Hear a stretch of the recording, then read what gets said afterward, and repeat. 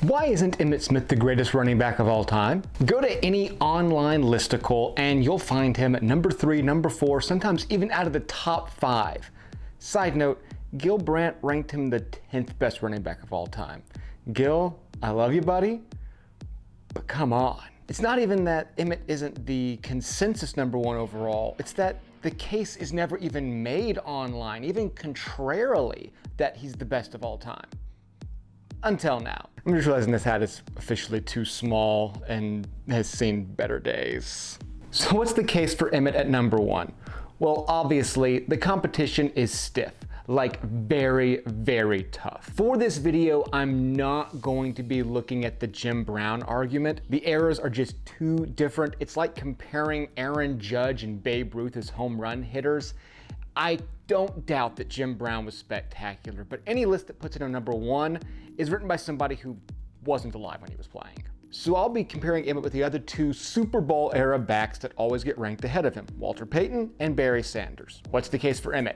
Well, let's start with the obvious. Number 1 all-time in rushing yards, number 1 all-time in rushing touchdowns, number 1 all-time in carries, number 2 all-time in yards from scrimmage, trailing only Jerry Rice, and number 2 in all-time in total touchdowns, just trailing Jerry Rice. Honestly, this alone should be enough that the case for Emmitt the best of all time should be at least feasible. Tom Brady and Jerry Rice lead their respective categories in yards and touchdowns, and if you say either of them is the best of all time, maybe somebody will argue with you, maybe somebody will throw out a Randy Moss or a Joe Montana, but it's at least an argument that's respected, and those 2 really are the consensus number 1s. So what do the Emmitt skeptics, let's call them, point out about Emmitt Smith? Well, what they say is pretty much twofold. 1, the records that he has, he set because of longevity. And it's true, it took him more games to pass where Barry Sanders was and where Walter Payton was. Their second argument is that some of his more down the line stats aren't all that impressive when you look at the grand scheme of things. And it's true, if you look at his yards per game, he just ranks number 17 overall, and his yards per carry drops him out of the top 100. He's actually pretty far down the list. However, I'm gonna argue that those are self-contradictory arguments. You see, Emmitt Smith's longevity is what led to the drop of those numbers.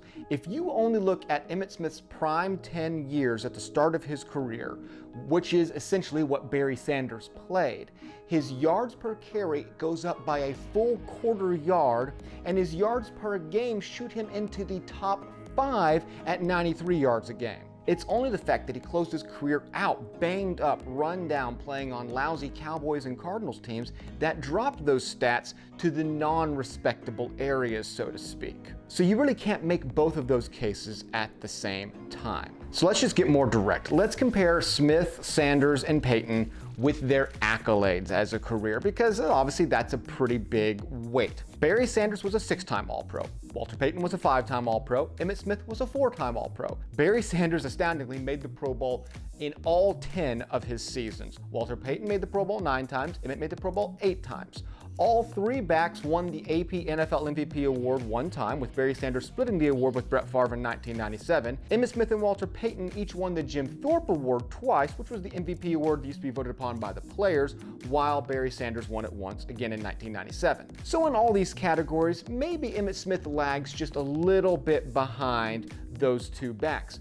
But not astoundingly so. We're not talking the difference between 10 Pro Bowls and 5 Pro Bowls. We're talking about a Pro Bowl or 2 here and there. We're talking about an All-Pro or 2 here and there, and the same number of MVP seasons. That fact alone should not be enough to just say, well, Emmitt's obviously the number 4 back all time, no questions asked. Now let's start with the intangibles of these guys' careers, starting with the postseason. And no, I'm not talking wins and rings. I'm talking about that longevity argument.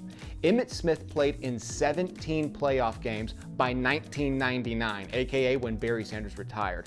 So when Barry Sanders retired, Emmitt Smith had added on a full season plus 1 game of hits to his body. Barry Sanders had only played in 6 playoff games, while Walter Payton only played in 9.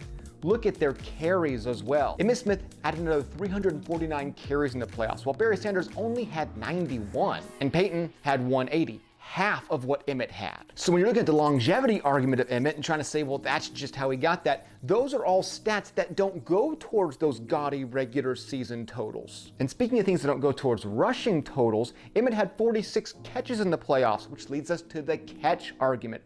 Emmitt Smith was in fact a prolific pass catcher, not necessarily a big yards guy, but caught a lot of passes. In fact, he ranks 152nd for passes caught all time. That ranks him ahead of Dallas Clark, Dwight Clark, and Frank Wycheck. Walter Payton's a little bit further behind him on the list. Barry Sanders doesn't even chart. Those guys weren't pass catching backs. So another intangible is Emmitt Smith was getting those touches. And now I will talk wins rings for a second here. Emmitt Smith's playoff stats are absurd. In those 17 games, he rushed for 1,586 yards and 21 touchdowns. That is an all-pro season's worth of stats in the playoffs. Barry Sanders, we forget this, notoriously faded in the postseason. Yeah, he only had 6 shots, but in those 6 shots, he only ran for 386 yards. That's just a little over 60 yards a game, including the notorious 13 carry, -1 yard game against the Packers. He only had 1 playoff touchdown. Walter Payton, similarly, 632 rushing yards in 9 playoff games and only 2 touchdowns. It's not the end all be all that playoffs mean everything, but if you can make the case that guys like Tony Romo don't deserve any conversation amongst the greats because of their lack of postseason success, you can't look at me and say Emmitt Smith doesn't get any advantage from his postseason success. He won 3 Super Bowls and a Super Bowl MVP. That matters for something. And when you're looking at a tight battle at the top, that is something that can easily go towards the argument that he's the best running back of all time. Now let's look at the last intangible, and I think this is what people just always go to, the eyeball test. What did these guys look like on the field? When you imagine Barry Sanders, you think of a guy doubling back 2 times, breaking 6 defenders' ankles and sprinting 75 yards for a touchdown. When you think of Walter Payton, you think of a smooth running style where his head barely even moves, ending with him leaping over a tower of defenders into the end zone. When you think of Emmitt Smith, you think of 4 hard-fought yards on 3rd and 3. And yeah, that was his style. He was a small, slower back who ground it out every single play. He was not as flashy. He had moments of great flash, don't forget that, but he was not the highlight reel that those 2 guys were. And that's fine. You need different styles of play. Look at Emmitt Smith's most iconic drive of all time. Super Bowl XXVIII, Cowboys-Bills tied at 13 apiece. Emmitt touched the ball 7 times on 8 plays in that drive. Not one play went for longer than 15 yards. He ground the Bills out. When he finally scored his touchdown, the game was over. You could see it on the Bills' faces. They were demoralized beyond belief. Maybe Barry Sanders would have taken that ball on play 1, broken 4 tackles, and gone all the way for a touchdown.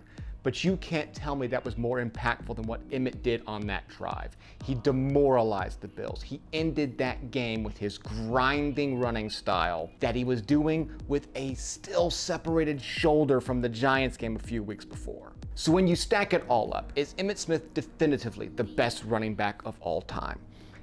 You can't say 100% yes. Some of those arguments are very valid, and again, the competition is as steep as they come. But to pretend like there's not an argument, to pretend like Emmitt is just automatically a borderline top 5, is just missing every single point of what makes a running back great. So in my book, Emmitt Smith, best running back all time.